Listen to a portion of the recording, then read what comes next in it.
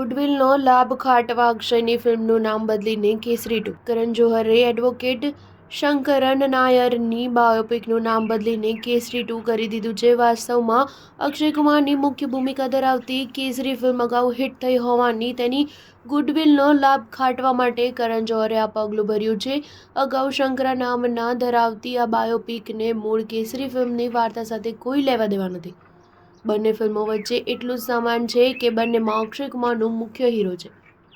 બોલિવૂડમાં હાલ ફ્રેન્ચાઇઝી ફિલ્મોનો દોર ચાલે છે અને દૃશ્યમથી માંડીને ભૂલ ભુલૈયા તથા સ્ત્રીના કેસમાં જોવાયું છે કે મૂળ ફિલ્મની ફ્રેન્ચાઇઝીનો લાભ અને તેના પછીની ફિલ્મોને મળે છે.